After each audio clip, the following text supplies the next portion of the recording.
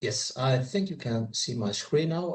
First of all, if you are wondering why, what is my virtual background, but actually that's the place where I had my last physical Annex79 meeting in San Antonio, Texas. So I thought it was a nice background for this one.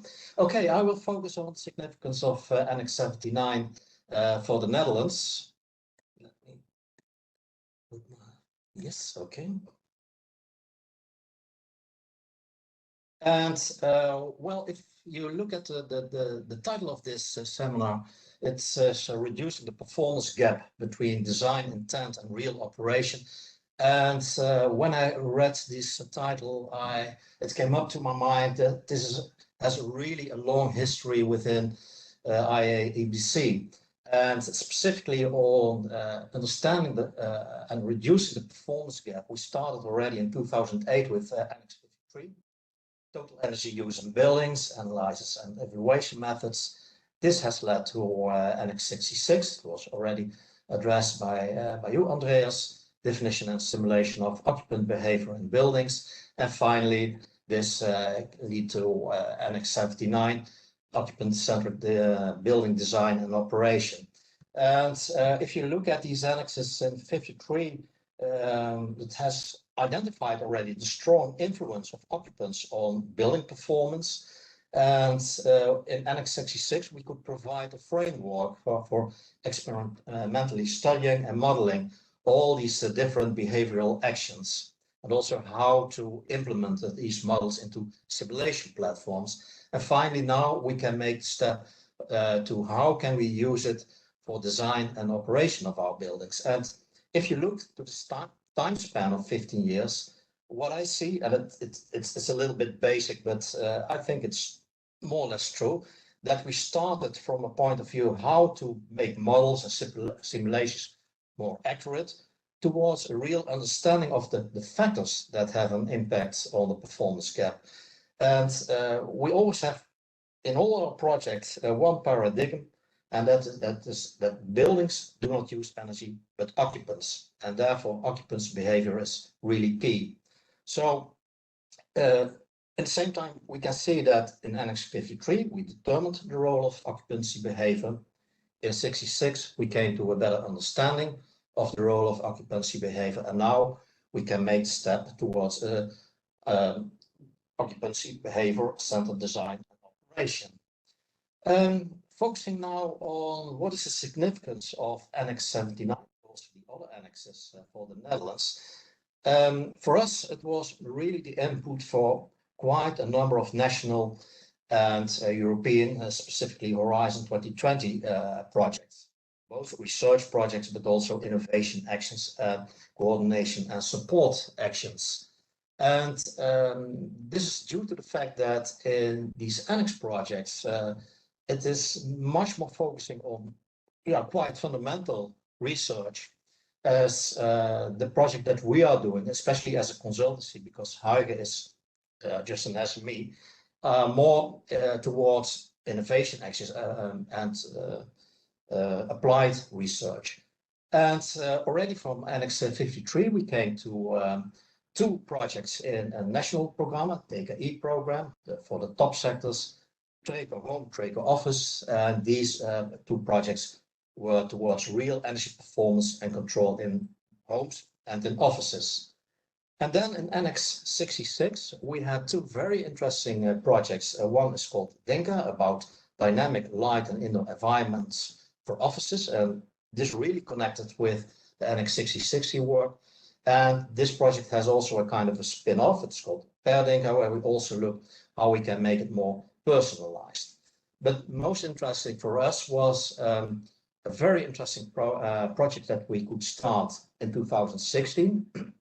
That's the Horizon 2020 MobiStyle project, motivating end users and behavioral change by combined ICT-based modular information. And this information is not only on energy use, but it's also on environment, health, lifestyle, and well-being. And there we used the legacy of Annex 66, how to make all these informations that we can retrieve from our buildings more interesting and useful and meaningful for occupants. And this project has been completed last year. It's a very successful project, and this also, again, for us, was the basis for a number of other projects. And currently, we have, again, a project in our national program on smart offices. And we also have a private internal project at Hagen, but that's called Workroom. I come back to that later. So one of the most important things of both Annex 66 and also 79 is that it's also gives us an inspiration and start several other projects, Horizon 20 projects, and all these projects are characterized that we really looked at a more anthropology-based, people-centered approach. So from Annex 66, 79, we came to Mobile, but from there we came to a very interesting project called AAA Reno. It will be completed in October this year. And this is about attractive, acceptable, and affordable deep renovation by a consumer-oriented and performance-evidence-based approach. And especially the evidence-based approach, this is really, again, inspired by Mobile, inspired by Annex 66, 79. So in this, especially in this project, we really focus on how to make the performances of homes to homeowners and building owners visible, understandable, also to nudge them to deep renovation. One of the interesting outcomes of AAA Reno, we have really many, but one is particularly to be mentioned, is that we came to a new way of holistic combined labeling for energy and environmental quality. And this was also used in another project, that's the USERT project. And USERT is, in fact, the first project that has been contracted by the European Commission in a series of next generation EBC projects. So at this moment, there are, I think, 10 projects dealing with how can we come to a new generation of energy performance assessment and certification and labeling. Both for AAA Reno and USERT, we are coordinating these projects, but we are not the only Dutch partners. For example, in both projects, also ISSO is a participant. In fact, USERT is really initiated by ISSO, and ISSO is the Dutch knowledge organization for building services and building technologies. And what's quite interesting in USERT is that it is, I think, one of the first projects also dealing with the smart readiness indicator. We did the first test drives, and the smart readiness indicator also contains a very important factor, and that's also occupancy behavior. So also here you see how we can use the legacy of Annex 66 and 79 in an Horizon 2020 projects. We also take up, of course, the holistic labeling that we had from AAA Reno. And by doing this, and this is really key, I think, in this project, is that we can come from a building asset operation rating to a building operational rating. And this is directly related also by how can we reduce the performance gap.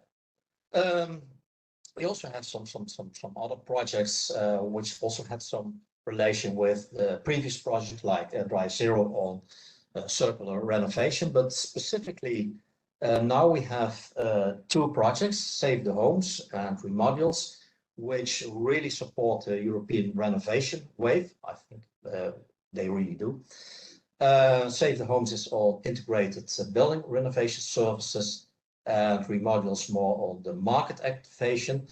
But both in these projects, again, occupancy behavior and understanding it and making the performances of buildings, of homes, visible for occupants, that is really key.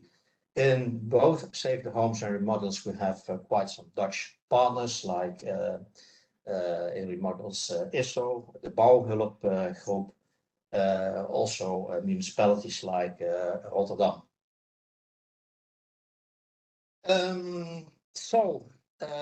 To conclude, we also use it in our own consultancy. We have started recently a very nice internal project called Workroom, and we use this for our clients.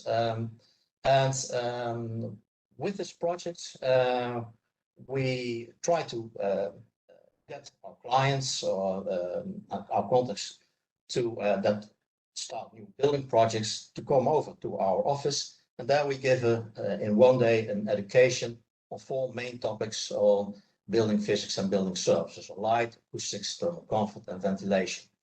So each module will end with experiments just to give insight in the personal preferences on those topics. So we really let these people experience what are your choices, what are your selections. And the idea is that after a full workroom day, the participants understand the choices within the program for requirements for the different functions of the new office buildings. It's now focusing on offices. And then we can also discuss these choices with these decision makers. How we do it and what we do it. We have one big room in our office with 8 working places. So every module starts with 30 minutes of interactive background explanation and lecture on building physics and services. And after that, we can alter the technically some settings, for example, for acoustic, different reverberation times, different sound levels of the installations, different insulation levels of partition walls, ventilation levels we can experience with levels of CO2, ventilation rates, different light levels, but also color of light and intensity of light, and this together with different temperature set points. So yeah, this is a little bit my overview of how we use in our daily practice the outputs of many Annex projects. And of course, this workroom project that we just started, it's I think it's the beginning of trying to convince and to nudge building owners, our clients, to build better buildings, because this is really, I think, one of the most important things at this moment. Maybe it's just a stitch in time, but anyway, we are making this step. That was my presentation. Thank you for your attention. I close my presentation and I will hand over the floor to Professor Manuela Almeida. I know Manuela quite well from Annex 56, but also from my very first Horizon 2020 project, More Connect, or prefabricated building renovation. And More Connect was heavily inspired and influenced by Annex 50, this at that time by Mark Zimmerman. And with this, the circle is round, I think. By the way, Manuela, happy National Portugal Day.